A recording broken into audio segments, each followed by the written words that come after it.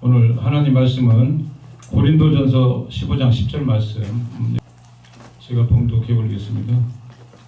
그러나 내가 나 된 것은 하나님이 은혜로 된 것이니 내게 주신 그의 은혜가 헛되지 아니하여 내가 모든 사도보다 더 많이 수고하였으나 내가 한 것이 아니요 오직 나와 함께 하신 하나님이 은혜로다.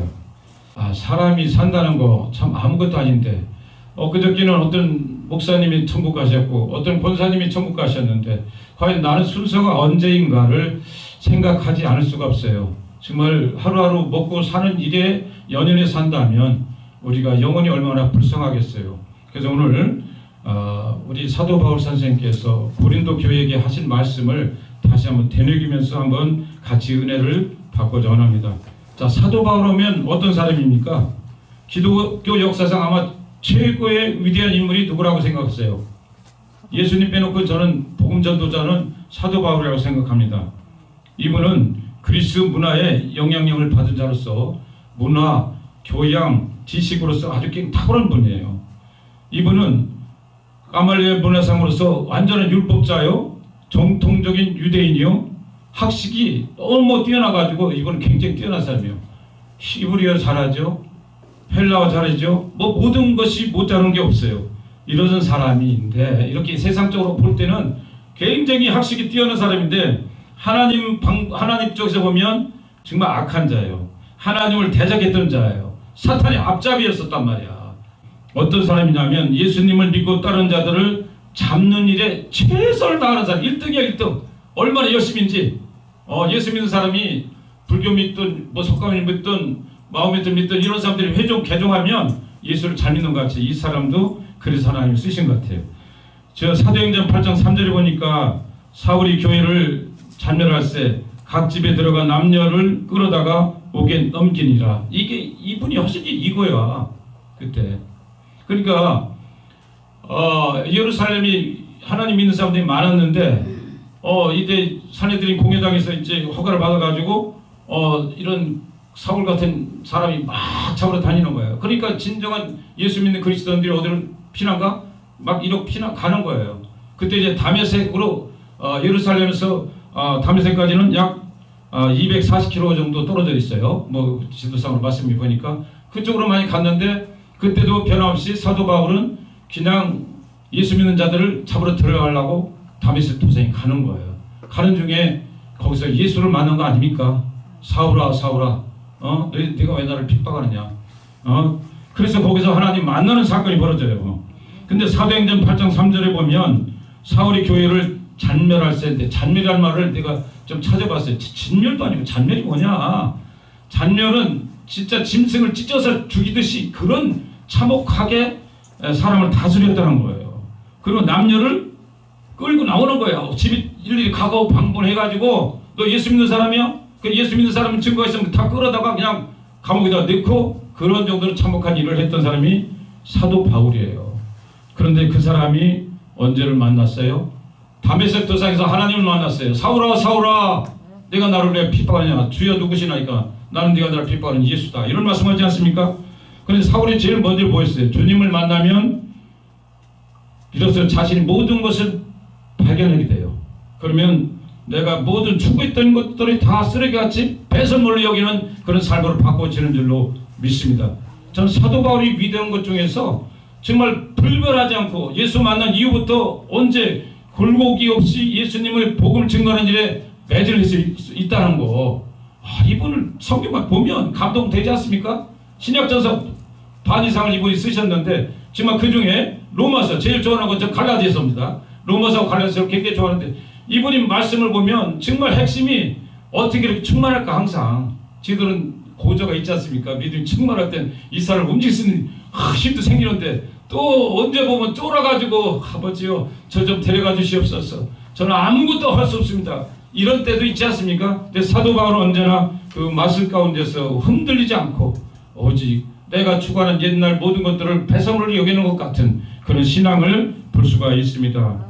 저도요 사울같이 내가 주인으로 교만으로 살았던 것이 많아요. 인생 아마 다 그렇지 않습니까?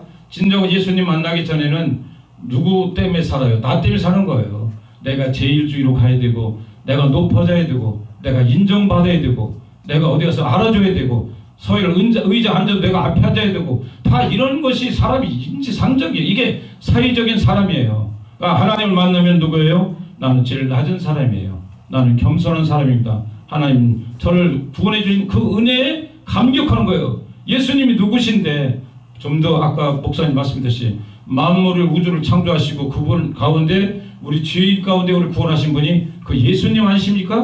그분을 만났으니 야 대단하지 않습니까? 아마 여기 계신 귀한 종님들도 아마 예수님 만나셔서 주의 사역을 감당하는 줄 믿습니다. 뭐 간증을 하면 8월 만에 하지만 잠깐 얘기한다면 저는 감지교에서 어려서 제 어머님 할머니가 제 어머님 저 외종조 할머니가 옛날 1920년대 1900년대 초에 충청남도 당진 거살리 교회를 세우셨어요. 1905년도인가 7년도인가 그때부터 세우시고 일을 하시다가 저희 어머님이 이제 감리교 신앙을 갖고 있다가 저도 어려서 그래서 자연적으로 감리교를 나갔는데 감리교 옛날 나갈 때는 할렐루야 소리도 못 들었고 성령이라는 소리를 못 들어봤고 박수라는 것도 못 들어봤고 그냥 장로님 기도하면 한 20분 정도 넘으면 다 죽으십니다. 예, 다 찼었어요. 이런 상황 속에서 저희 어머님이 갈급해서 어떻게 서울로 오셔서 최자실 목사님 만나게 됐어요. 거기서 성령세를 받았는데 신유, 예언, 방언, 뭐 일본 방언 뭐 못하는 게 없을 정도로 했는데 완전 풍천노숙하면서 이 다니면서 30년을 그렇게 전도만 하셨어요. 누가 보면 거지 할머니, 정말 불쌍한 할머니, 정말 왜 저렇게 살았는가 하는데 지금 보면 얼마나 고귀한 그 성경의 모습이었는가. 정말 그 바람에 저도 1977년도 여도 순복교로 이제 변화돼서 왔는데 정말로 저는 하나님의 은혜를 생각할 때 그렇게 저도 살아왔어요. 예수를 믿는다면서 내 마음속에는 예수 믿는 사람이 세상 사람들보다 잘 돼야 된다. 돈도 잘 벌어야 된다. 지식도 많이 가져야 된다. 학교도 좋은 학교로 가야 된다. 내 자녀도 잘 돼야 된다. 뭐 다 축복만 얘기한 거예요. 오늘 제가 인생을 살면서 뭘 느꼈느냐. 제가 누가 그래요. 고난이 유익이란 전 말씀을 굉장히 좋아합니다. 근데 왜 고난을 자꾸 찾느냐. 그러니까 고난은 온다. 내 고난이 있음으로써 나를 스스로 발견할 수 있고 고난이 있음으로써 하나님의 은혜를 더 사모할 수 있고 고난이 있음으로써 주님 앞에 다가갈 수 있는 은혜가 있다는 거예요. 그 사도 바울은 내가 약할 때 곧 강함이라고 말씀했습니다. 이 말씀 뭐냐면 우리 믿는 사람들 두 가지 날이 있어야 돼요. 강함도 있어야 되지만 연약함도 있어야 되는데 강함은 어디서 나오느냐. 내가 연약할 때 강함이 나오는 거예요. 내가 강하고자 잡으면 그때부터는 내가 교만이 들어가는 걸로 저는 확실히 믿습니다. 저 오늘 고린도전서 15장 10절 말씀을 보면서 뭘 느꼈냐. 저 인생을 살아오면서 느낀 것은 뭐니도 다 내가 중심이 돼서 살고 있어요. 이것을 버리지 않으면 하나님은 역사는 않습니다. 성령은 어디 가운데 역사합니까? 거룩한 성령은 정말 우리가 깨끗할 때 정말 참된 모습으로 있을 때 겸손할 때 회개할 때 하나님께서 그 속에 들어오는 줄로 믿습니다. 그 속에서 하나님께서 통하여 귀한 종들을 한 분 한 분 사용하는 줄 믿습니다. 뭐냐면 디모데전서 2장 15절 말씀에 미쁘도다 모든 사람이 받을 만한 이 말이요 그리스도 예수께서 죄인을 구원하시려고 세상에 임하였다 하였도다. 죄인 중에 내가 괴순이라. 자기를 날마다 돌이켜보는 거예요. 옛날에 자기가 그리스도인들 핍박하는 그 대열에서 선봉자로 섰던 것을 늘 보면서 자기는 만삭에 태어난 자다. 정말 죄인 중에 괴수라고 고백하면서 날마다 자기를 쳐서 낮춘 거예요. 사도 바울이 가시가 있는 거 아시잖아요. 사도 바울이 누굽니까? 손수건만 갖다 얹어도 그냥 다 병이 낫는 분. 정말 얼마나 권능이 능력 있는 분입니까? 그러니까 그분이 가시가 있는데 하나님께 3번 간구했다고 했는데 제가 볼 때는 3번이 아니라 평생을 제가 기도했는지는 몰라요. 하나님께 간절했더니 기도했더니 내 은혜가 되게 족하다. 그분의 은혜가 아니면 결코 이 조현 장로도 오늘 이 자리에 살아있을 수가 없어요. 아마 부귀영화 공명으로 가서 의시되고 살았을 겁니다. 제가 얼마나 또 기분 이거 쓰는 거 좋아했지 않으세요? 계속해서 하나님 왜 어떤 할아버지 왜 저를 이렇게 만드셨어요? 저 돈 잘 쓰는 거 아시잖아요. 기 많이 쓰는 거 알잖아요. 어디 가서 팍팍 내 좋아 이걸 좋아하는데 이걸 허락지 않을 때 내 은혜가 네게 족하다. 조장로야 네가 살아있음에 감사하고 네가 내 종으로서 복음을 증거하는 일에 너는 기쁨이 있지 않느냐? 이런 말씀 주시는 거예요. 제가 얼마 전에 우리 이민호 전사님이 필사를 시작했는데 저도 필사를 언젠가 우리 교회에서도 다기장 목사님께서 계속 말씀하시는데 눈도 아프고 뭐 남이나 하는 일이지. 근데 한 몇 달 전에 연초에 시작했는데 저도 열흘 후에 도전받아서 이제 필사를 하기 시작했어요. 근데 쉽지 않더라고요. 근데 처음에 의무적으로 하루 몇 장씩 써야지 하는데 쓰면서 뭘 만나냐면 하나님을 만나는 거예요. 제가 출애굽하면서 출애굽 쓰면서 제가 모세가 되는 거예요. 아니 내가 아버지 모세 이렇게 뻣뻣하게 나가고 입술도 뻣뻣하고 말도 못하는데 왜 모세 사용합니까? 거기 일 말 잘하고 뻗들어 계서 아론 사용하면 되지. 맨날 모세야. 거기서 하나님 그럴 거. 하나님이 계획하신 일은 우리가 측량할 수가 없어요. 하나님께서는 예비하신 것은 우리가 눈이 있어도 보지 못하고 귀가 있어도 듣지 못하고 마음이 있어도 생각지 못하는 그런 하나님이 은혜신 것을 우리는 믿어야 될 줄 믿습니다.